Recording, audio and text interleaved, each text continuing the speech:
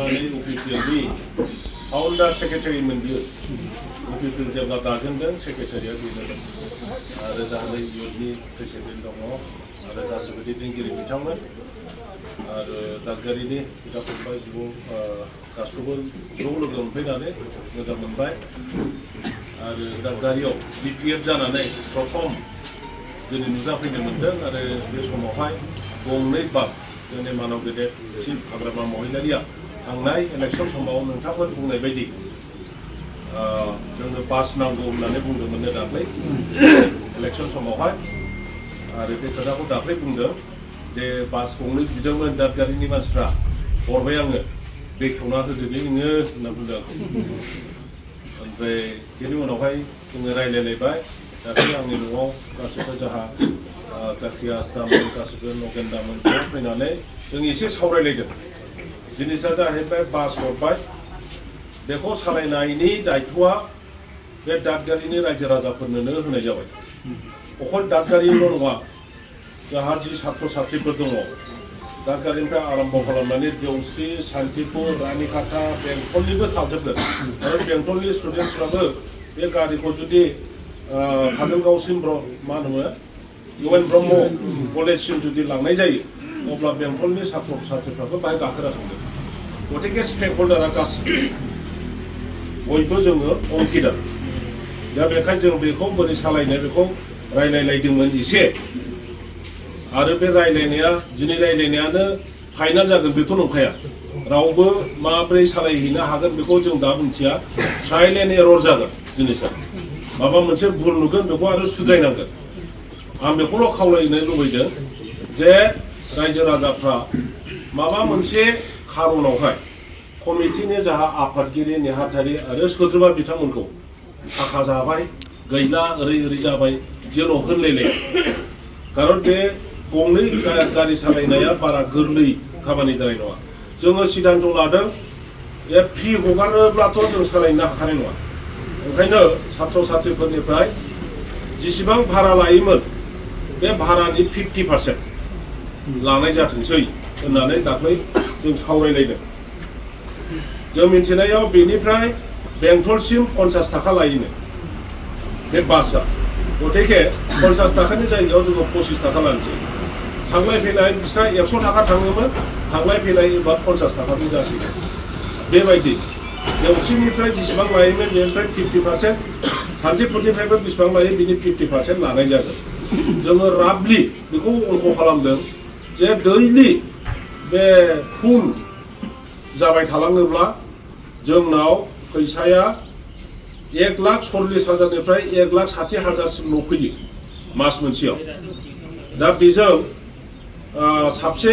driver सेकार लालायनाया मोजां बेखौ सावरायनानै जों बेखौ नायबाय जे सेकार होननाय जों लाला गंसे गारियाव सानै मानसि दोनसै सासेयाथ' सालायनांगोन सासेया एसे फैसा खारनांगोन नङा होमबा ओंखायनो सानै मानसि नांगोन ओंखायनो सानैबो ड्राइभार सासेया माबा मोनसे जायोब्ला सासेया सालायनांगोन ओंखायनो जोङो गारि गंनैजों साब्रै लानोसै साब्रैबो ड्राइभार होनबा ओमफ्राय बेथनखौ एसे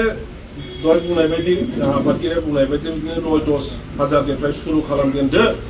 आरो बयहाबो मोनसे नियम दङ माने गोदान बोसोरनिफ्राय एसे 5% 3% बारायनाय नियम दंखायो गतिके फैगौ बोसोरनिफ्राय बेखौ एसे बारायलांबाय थानो हागोन बे जाहैबाय ओमफ्राय ड्राइभारफोरनाव माबा थायो दैलि सालायोब्ला मा होनना बुङो बेखौ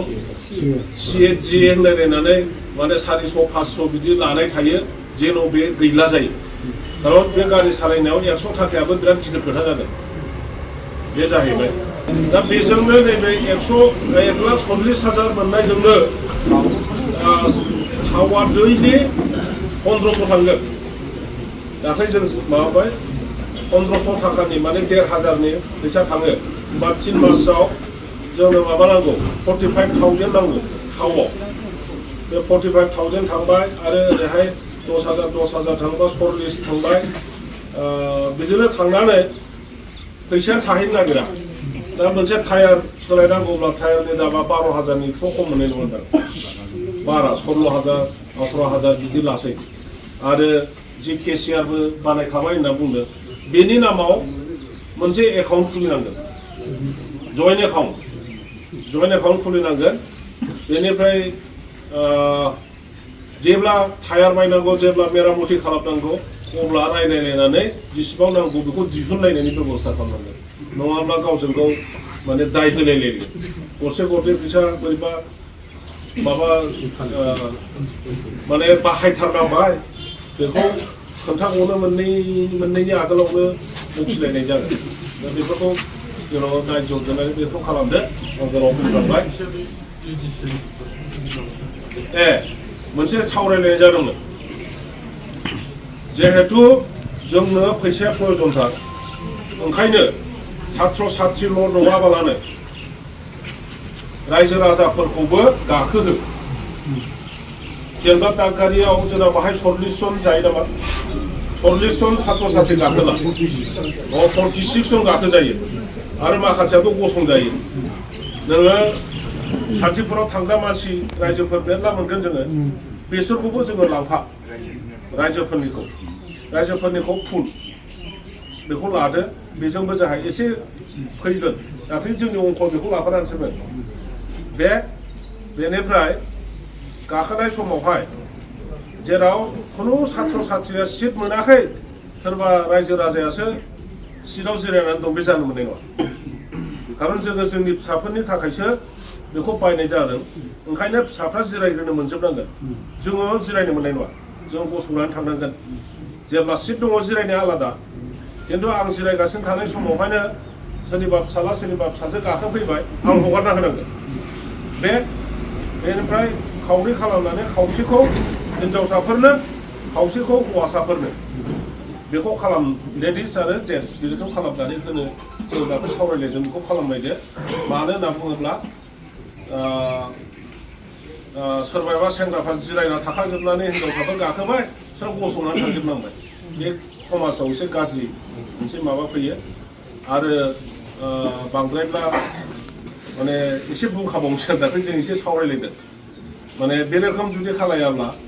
आरो आफ्टार माने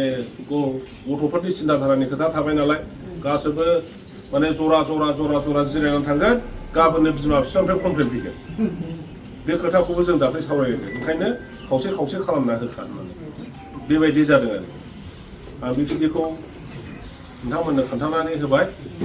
आरो बाहाय बयबो फैनानै बाहागो लाफैदों बेनि थाखाय बयनोबो आं धन्यबाद होबाय गोजोनथोंसै